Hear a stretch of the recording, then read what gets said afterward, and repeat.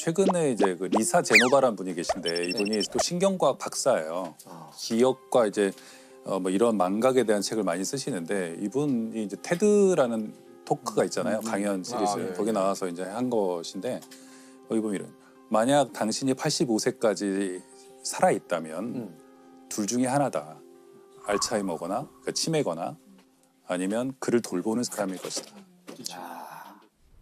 비교적 이제 근대에 발견된 질병입니다. 그래가지고 그분 얘기를 좀 하고 싶은데 독일의 그 프랑크푸르트 근처에 아우그스테 디라는 어떤 여성이 있어요. 51세 여성이에요. 이 여성이 1901년에 갑자기 남편을 간통으로 고소해요. 근데 남편은 이제 칼이라는 사람인데요. 아주 칼 같은 분이죠. 아주 칼 같은 분이죠. 예. 철도회사에서 일하는 칼 같은 분이셨는데 이 칼은 근데 어쨌든 근데 이분이 아내로부터 엉뚱한 고소를 당했잖아요. 그러니까 아내 행동이 이상한 거예요. 자꾸 잊어버리고 요리도 못하고 자꾸 실수하고 예를 들면 냄비 태워 먹고 사람들을 의심하고 막 이런 일들이 생긴 거예요. 그래가지고 정신병원을 찾아갑니다. 프랑크푸르트 정신병원을 찾아가요. 그 담당 의사가 알츠하이머예요. 의사 박사. 이름이에요? 예.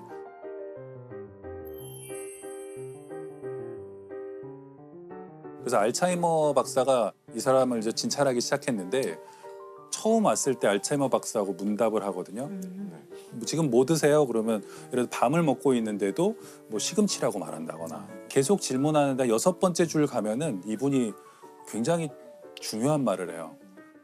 저는 저 자신을 잃어버렸어요. 이렇게 얘기해요. 그 뒤로 계속 그 말을 해요. 나는 나 자신을 잃어버렸다고.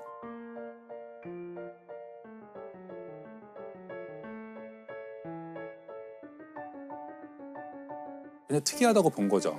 51세 여성에게 이런 일이 일어나다니 젊은데 아직. 상대적으로 젊은데 그래가지고는 뭐 계속 자기 이제 연구하고 관찰하고 진찰을 하고 있었는데 이제 이 병원이 비싼 거예요. 노동자 그 가정에서는 남편이 이제 뭐 집도 팔고 뭐 이렇게 해갖고 입원비를 대려고 노력하다가 계속 끝이 없잖아요. 네. 이 병은. 그래서 이제 그만 퇴원시키겠다 그러니까 알츠하이머 박사가 우리 병원에서 책임을 질 테니까 대신에 사망한 뒤에 뇌를 우리 쪽에 기증해 달라.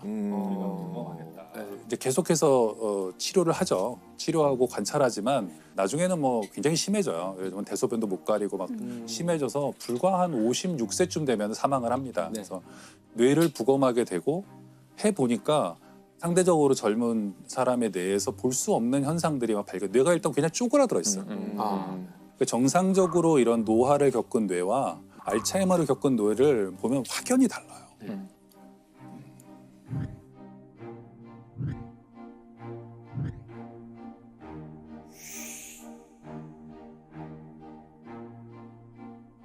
그래가지고 그걸 학계에 보고하게 되고 그래서 학계에서 이제 그걸 처음으로 늙음의 자연, 노화의 자연스러운 과정이 아니라 질병일 수 있다고 이제 판단을 했대요.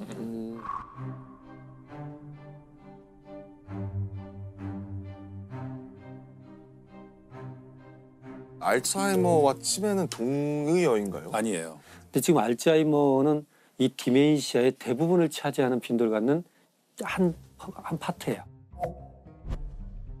그 술 많이 먹어서도 치매가 올 수 올 있는 수 있고 거잖아요. 교통사고로도 올 수 있고 혈관 뭐 뇌졸중으로도 올 수도 있고 여러 가지 있어요. 디멘시아 증상을 보이는 것 중에 대부분이 노인성에서는 알츠하이머 디멘시아 이렇게 되는데 왜 아직까지 그 말씀하신 대로 본질적인 진보가 이루어지지 않은 건가요? 알츠하이머 관련해서. 실은 이건 나이를 먹으면서 세포는 재생도 되고 네. 또 파괴도 되고 그러잖아요. 실은. 근데 유일하게 신경세포는 재생이 안 돼요.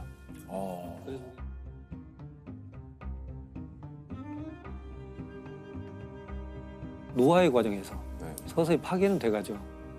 뇌세포는 다시는 재생이 안 되니까.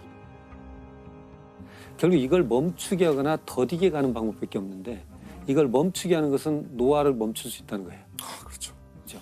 더디게 하는 건 노화를 더디게 갈 수 있다는 거예요. 그러니까 이건 현대과학의 마지막 숙제죠. 지금. 우리나라도 제가 아까 통계 말씀드렸지만 10년 동안에 224%가 늘어났다는 것은 앞으로 굉장히 기하급수적으로 늘 수 있다는 걸 의미하고 수명은 점점 길어지니까요. 그리고 자료를 보면 미국에서 정부와 기관들이 암의 치료와 예방에 투입하고 있는 예산의 10% 정도만 이제 알츠하이머 이쪽으로, 치료에 투입하고 있거든요. 그리고 미국에서 자료를 봐도 암 환자를 케어하는 것보다 이 알츠하이머를 비롯한 치매 환자를 케어하는데 훨씬 더 많은 비용이 들어가요. 예, 이걸 자연스러운 노화로 봐서는 안 된다. 이것은 분명히 질병이고 좀 더 우리가 신경을 써서 이걸 찾아야 된다. 찾아낼 수 있다고 믿어야 된다. 저는 지금 분명히 믿는 사람들이 어디 있을 거라고 생각해요. 제가 또 하나 말씀드리고 싶은 것은 많은 사람들이 치매를 자꾸 기억의 문제로만 생각하세요. 아, 네, 그렇죠. 과거의 기억을 잃는다고 생각하잖아요. 과거를 잃는다고 생각하는데 가장 먼저 잃어버리는 건 미래예요. 멈춘 거죠. 끝이죠 뭐. 뭘 해야 할지를 몰라요. 뭘 하려고 했는지를 몰라요. 계획을 세울 수도 없고 내가 여기 왜 들어왔지? 내가 오늘 저녁에 뭘 하기로 했는데 안 해요. 이렇게 되기 때문에 미래가 없어지는 거예요. 그 치매를 기억의 문제로 저희가 인식하게 된 건 미디어의 영향이 큰 것 같아요. 그렇죠. 왜 자기 뭐 아버지를 못 알아보고 아들을 못 알아보고 그 주변 사람에게 큰 충격이어서 그런 건데 그런- 저는 근데 좀 관점을 바꿀 필요가 있다고 생각하는 게 그 알츠하이머나 이런 다른 치매를 겪는 분들의 내면에 좀 집중할 필요가 있다고 생각해요. 그들은 기억의 문제보다 저는 감정이 중요하다고 생각해요. 그러니까 기억을 잃어도 감정은 있거든요. 네. 그들이 늘 겪는 문제는 여기가 어딘지 모르겠다는 거예요. 그리고 늘 집이 아닌 엉뚱한 곳에 그렇죠. 끌려와 있다고 생각하고 정말 끝없는 불안과 두려움. 근데 그들이 가장 강렬하게 느끼는 감정이 뭐냐면 집에 가고 싶다는 거예요. 우리가 좀 힘든 일이 있거나 좀 고통스러운 일이 있으면 빨리 집에 가고 싶다고 그렇죠. 하잖아요.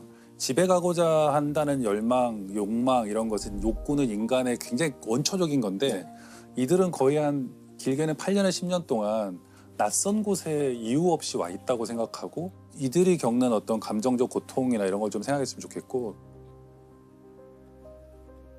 제가 여기 가장 대표적인 예로 늘 드는 게 그런 거예요. 가짜 정류장이라고 네. 독일의 düsseldorf의 한 요양원에서 네. 노인들이 있는 요양원이죠. 요양원에서 가짜 버스 정류장을 만들어요. 많이 행방불명되는 게 치매 노인들이 이 집에 가고 싶잖아요. 노인들이. 아, 네. 그래서 왜 자꾸 집을 나가시지 않는데 그 집은 집이 아닌 자식들에겐 집이지만 네, 그분은 거의 집이 집이 아니라는 아닌 거죠. 그래서 진짜 집에 가겠다고 나섰는데 갈 수가 없죠. 요양원에서도 그런 일이 일어나니까 네. 그 가짜 버스 정류장을 만들면 이분들이 헤매다가 버스 정류장에 가서 앉아 있어요. 그러면 요양원 직원이 가서 Did you ever take a bus? Have you ever taken a bus? 오늘 버스가 좀 안 오는 것 같은데 잠깐 들어가셨다가 나중에 다시 나오자고. 그러면 그분들이 들어가요 순순히. 일단 한번 가려고는 했잖아요 집에. 네네. 그리고 왜 나왔는지도 좀 잊어버린 분들이 많이 있고 돌아가서 주무시는 거예요. 이게 굉장히 성공적이었던 거예요. 그래서 유럽 전역의 이 그 시니어 요양원들에 이게 생겼어요.